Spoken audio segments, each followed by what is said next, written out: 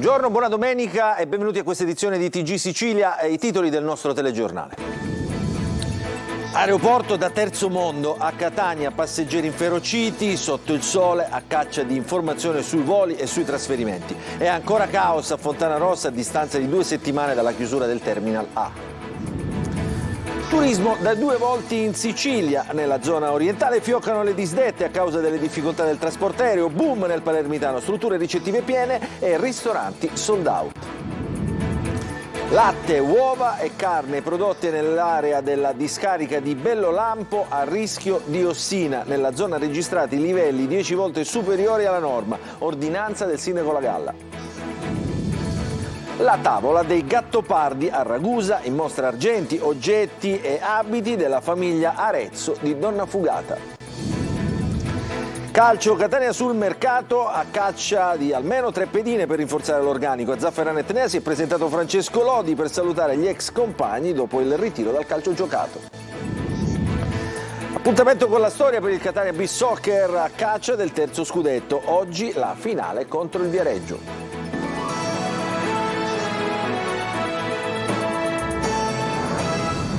Buongiorno e ancora ben trovati in questa edizione di TG Sicilia. Apriamo il nostro telegiornale con il caos a Fontanarossa. Sono passati 15 giorni dall'incendio divampato al Terminal A, voli cancellati, passeggeri dirottati, allo sbando, il ritorno alla normalità sembra davvero ancora lontano. Ce ne parla Emanuela Corsi. Guardatevi in giro, è una situazione da terzo mondo. A Fontanarossa sono passati 15 giorni dall'incendio. Questa è la situazione. Abbastanza arrabbiati. Che è successo? Niente, ci hanno spostato il volo 3 volte. È in orario il volo? Non si sa. Alle nostre spalle il Terminal A è ancora chiuso, mentre invece il Terminal C, l'unico funzionante, è aperto e la fila oggi parte da qui. I volontari della Protezione Civile distribuiscono acqua che aspetta sotto il sole. Facciamo il nostro meglio anche perché la calura si sente e la gente è esasperata. Entriamo all'interno della tensostruttura per vedere che cosa accade. I passeggeri vengono qui per avere informazioni sul proprio volo, è stato installato questo pannello, come potete vedere la maggior parte sono tutti in ritardo oppure sono stati dirottati, pochi gli imbarchi anche questa mattina. Da quanto tempo siete in fila? 2 orette circa ora. Il volo è in orario? Il mio è stato cancellato. E pare che il volo ci sia, però sembra di essere, non c'è nessuna informazione, non c'è un megafono, non c'è un altoparlante. Ma non c'è un cartello fuori, dico uno chiama i voli, metti un cartello fuori, spieghi, metti i nomi dei voli che stanno per partire, fai avvicinare le persone, non paghi personale che gira per cercare le persone perché non sono avvertite. L'unica cosa ben visibile sono i cartelli che indicano le casse dei parcheggi, che nonostante i disservizi restano comunque a pagamento. Dopo 2 settimane il ritorno alla normalità sembra ancora lontano e la stanchezza è tanta. Diciamo che è stata una vacanza abbastanza rovinata, disorganizzazione e insomma anche con i ragazzi non si lasciano le persone così. Il caos dei trasporti in Sicilia orientale mette in crisi il turismo e il settore alberghiero. Un'isola di cartapesta, dicono gli operatori, che non riesce a risolvere le emergenze. Ce ne parla Giusy Lazzara. Doveva essere un anno record per il turismo siciliano ed è bastato l'incendio nell'aeroporto di Catania per rimettere tutto in discussione e far emergere la fragilità della Sicilia. Arrivano le disdette, i centralini degli alberghi registrano la crisi del turismo. Aeroporti nel caos, con Catania ancora a regime ridotto, caldo e incendi hanno flagellato il territorio, fragile per incuria e poca attenzione di istituzioni e privati. Un mix micidiale che fa registrare il 40% delle rinunce negli alberghi, soprattutto sul versante orientale dell'isola. E non ci stanno gli operatori del settore dell'accoglienza e dei B&B. È una Sicilia di cartapesta, quella che stiamo veicolando a livello internazionale della nostra Sicilia. Un operatore tedesco proprio venerdì scorso mi ha telefonato dicendomi cosa sta succedendo in Sicilia e non soltanto i disagi dovuti alla mancanza dell'apertura dell'aeroporto di Catania.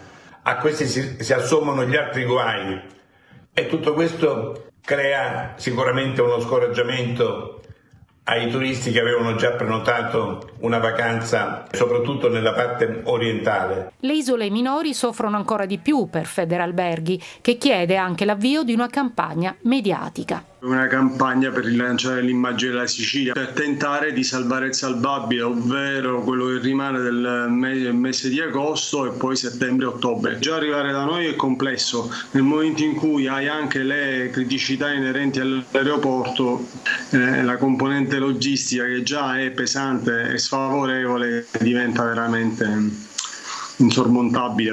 Il Consiglio dei Ministri ha stanziato 10 milioni per i viaggiatori che hanno perso il volo da Fontanarossa. E dall'altro lato la Sicilia invece non si registra alcun disagio, turisti addetti ai lavori soddisfatti e dicono da noi non c'è alcun problema. Ce ne parla Marco Gullà, scusate.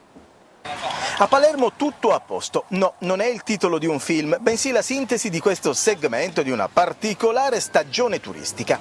I disagi aeroportuali non stanno incidendo sull'affluenza di turisti nel capoluogo, anzi, sentendo questo tassista palermitano, il lavoro è addirittura aumentato. Nel settore dei taxi quest'anno si è lavorato. Con l'aeroporto chiuso di Catania c'è stato un afflusso di lavoro. È aumentato? Sì, è aumentato. L'aeroporto Falcone Borsellino fino a poco fa, che era all'aeroporto, era strapieno di persone, strapieno. E in effetti, facendo un giro per le vie turistiche della città, pur essendo ancora mattina, ci sono tantissimi turisti. Chiediamo loro se hanno avuto disagi nel raggiungere Palermo, ma la risposta è praticamente univoca. No, nessun tipo di disagio. No, fortunatamente ci siamo mossi sempre un giorno prima, ma per caso. E tutti i mezzi che abbiamo preso e le strade erano fortunatamente accessibili e senza nessun problema. No, nessun disagio. Sì, vabbè, bisogna un po' adattarsi a cercare le linee, per esempio per andare a Monreale, così andarci con gli autobus. Ieri infatti siamo andati a Mondello ma col bus coperto perché vabbè, con gli autobus era un po' troppo difficile dal centro storico, poi bisogna cambiare 2 autobus. No, dico però per raggiungere proprio Palermo. No, Palermo sì, benissimo, sì, nessun disagio. Per niente, con la nave siamo partiti da Napoli e arrivati con 8 ore di viaggio. Siamo scesi e poi tenevamo l'albergo al centro. Alberghi pieni, ristoranti da tutto esaurito, posti solo su prenotazione. L'altra faccia del turismo siciliano che nonostante l'emergenza incendi ha avuto un picco proprio in questi ultimi giorni. Stiamo a Palermo dove un'ordinanza del sindaco La Galla prevede lo stop alla vendita di latte, uova e carne prodotti nell'area della discarica di Bellolampo per il rischio di diossina. Un'emergenza che durerà almeno una settimana. Manlio Viola. Divieto di vendita di carne, latte e uova prodotte in un'area di 4 km che va dalla città di Palermo fino alla provincia nord, quindi a Isola delle Femmine e a Capaci. Attenzione anche a frutta e verdura che vanno lavate bene prima di consumarle. Riguarda soprattutto il cibo, l'allarme diossina che colpisce la città di Palermo dopo gli incendi dei giorni scorsi. È stata emanata ieri a tarda ora l'ordinanza contingibile urgente del sindaco di Palermo Roberto La Galla che impone divieti, avvia i controlli e introduce una serie di elementi di prudenza. Fra gli atteggiamenti consigliati, come detto, lavare accuratamente frutta e verdura, evitare di mangiare carne, uova e latte prodotti dopo il 24 luglio, acquistati prima dell'emanazione dell'ordinanza e dunque prima che scattassero i divieti. I controlli a tappeto avverranno da parte dei veterinari nell'area della città e della provincia coinvolta dalle esalazioni. La diossina è stata rilevata dalle centraline ARPA ed è probabilmente frutto principalmente dell'incendio alla discarica di Bellolampo, ma non soltanto. Ci sono aree dove ha raggiunto 9 volte la normale concentrazione di un centro urbano. Le verifiche ora riguardano naturalmente l'area di Bellolampo e poi i quartieri di Cruillas, Cep, Borgonuovo, Contrada in Serra e in provincia di Torretta, parte di Capaci, Isola delle Femmine. I veterinari dell'ASP controlleranno le mandrie che vengono allevate in alcune zone interessate e il latte. Verifiche che dureranno da 4 giorni a una settimana. Solo a fine controlli le vendite e i consumi potranno tornare alla normalità. Il comandante di un peschereccio tunisino e 3 membri dell'equipaggio sono stati arrestati dalla squadra mobile di Agrigento nei giorni scorsi con l'accusa di pirateria marittima, reato che prevede pene fino a 20 anni di reclusione.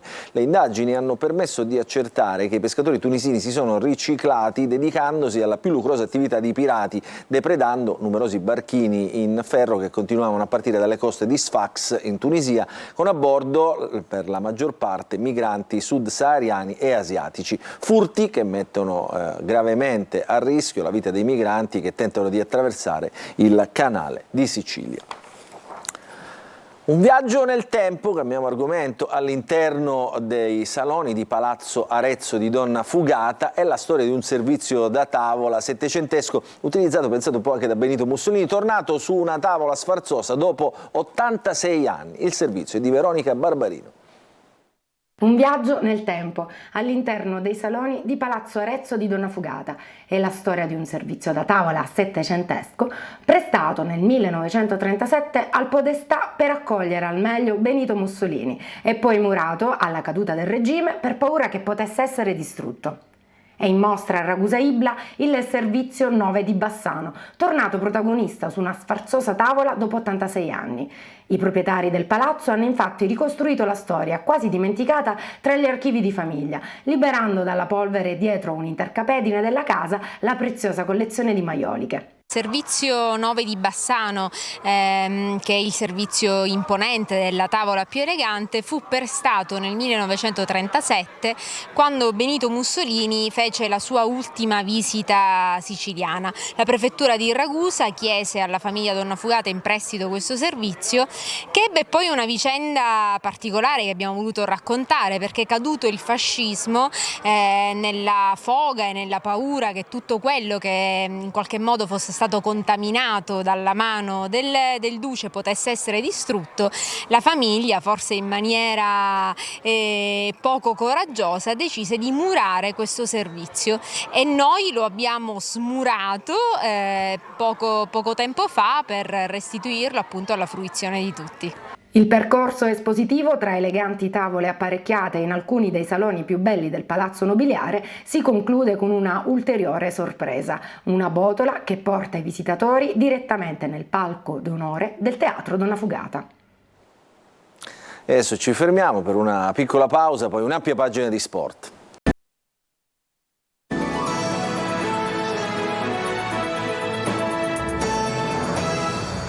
Bentrovati nella seconda parte del nostro giornale di oggi, parliamo di calcio, partiamo con il Catania che è al lavoro da una settimana nel ritiro di Zafferana Etnea, dove si è presentato Francesco Lodi, che si è ritirato da poco dal calcio giocato e ha voluto incontrare gli ex compagni. Intanto restano ancora varie le operazioni di mercato da fare da parte della dirigenza per completare l'organico, ce ne parla Marco Carli.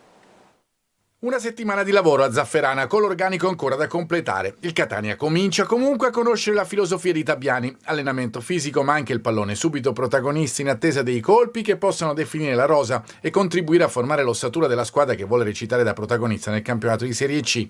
Mancano infatti il portiere, i difensori centrali e l'attaccante, ruoli decisivi nell'economia di un campionato. Il portiere, come già detto, è il primo in ordine di tempo. Del Frate, Dini e Furlani, nomi che si susseguono fra conferme e smentite. La società lavora a fari spenti per completare l'organico, c'è ancora tempo, le operazioni si chiudono al 1 settembre e il campionato di C è destinato a slittare, ma il mercato è sempre un mediare fra il trovare la soluzione più giusta per budget e qualità del giocatore e renderla il più velocemente disponibile.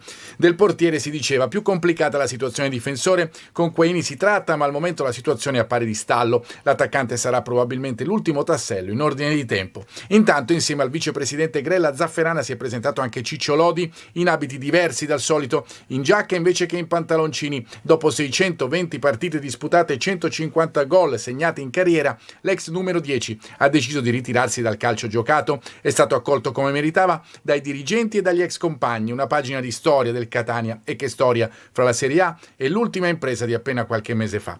Una visita importante che magari potrà portare nel futuro ad un ruolo, forse nel settore giovanile. Vedremo. Lodi potrebbe essere una risorsa, un ex giocatore che sente il rossazzurro come una seconda pelle, esempio di quel senso di appartenenza che la società ha tante volte ribadito di voler perseguire. Parliamo ancora di calcio, ma di calcio in spiaggia. Il Catania Beach Soccer approda alla finale per lo scudetto, sconfitto il Napoli in semifinale. Oggi pomeriggio la sfida per il tricolore sarà contro il Viareggio. Il servizio. Un'altra finale. Il Catania Beach Soccer continua ad essere una garanzia quando si parla di obiettivi. Una società titolata che torna a disputare l'ultimo atto del campionato dopo 4 edizioni. L'ultima volta, nel 2018, vinse lo scudetto. Per gli etnei in assoluto è la 4ª finale del campionato, la 29ª, contando tutti i trofei. Alle 18 la partita che assegnerà il titolo contro i padroni di casa del Viareggio. In semifinale la squadra etnea si è imposta su Napoli con il punteggio di 6-3. Grande protagonista della sfida è stato Giordani, che ha segnato 4 reti. Fin qui erano state 5 in totale in tutta la stagione. I gol che hanno suggellato la supremazia catanese sono stati firmati da altri 2 azzurri, Percia Montani e San Filippo. È l'8ª vittoria del Catania sul Napoli in 10 incontri. Dopo la gioia provata nella fase regolare del campionato, i partenopei sono tornati ad accusare la differenza con i rossazzurri. E pensare che la gara era cominciata male, con gli azzurri in vantaggio, con Palmacci che sfrutta un rimbalzo sulla sabbia per dare l'1-0 ai suoi. Poi diventa protagonista Giordani, bella la sua seconda rete in rovesciata che segue quella di Percia Montani. Il Napoli accorcia sul 3-2 e la gara viene decisa nel finale quando mancano 3 minuti. 3 gol di fila, 2 del Catania Beach Soccer che si porta sul 5-2. Sciacca accorcia, ma è troppo tardi. Il solito Giordani chiude i conti e poi sua esultanza per una finale attesa da tempo e meritata. Oggi pomeriggio gli etnei vanno a caccia del 3° tricolore della storia per provare ad arricchire un palmarès che comprende anche 6 Coppe Italia e 6 Supercoppe. Marco Busetta, campione italiano di parapendio per la 3ª volta, l'ultimo titolo tricolore nel Matese, le sue emozioni nel servizio di Tonino De Mano. Il padre Angelo protagonista in campo, in panchina e nei nostri studi televisivi a raccontare calcio. Il figlio Marco che invece studia la terra, fa il geologo, ma si prende le sue soddisfazioni anche in cielo, fresco vincitore dell'10° titolo italiano di parapendio. Marco Busetta, classe 82, vola alto e non potrebbe essere altrimenti, essendo allievo di Angelo D'Arrigo che ha persino volato con gli uccelli. D'Arrigo, scomparso tragicamente il 26 marzo 2006 a Comiso, sarebbe certamente fiero di Marco che ha seguito le sue orme, guidato da una passione per il volo che lo ha portato a raggiungere risultati agonistici inaspettati. 2 volte vice campione italiano, 3 volte campione con l'ultimo titolo tricolore ottenuto nel Matese il 15 luglio. Desideravo tanto questo risultato e il livello è cresciuto tantissimo negli ultimi anni, per cui è sempre più difficile raggiungere il podio e salire sui gradini più alti del podio.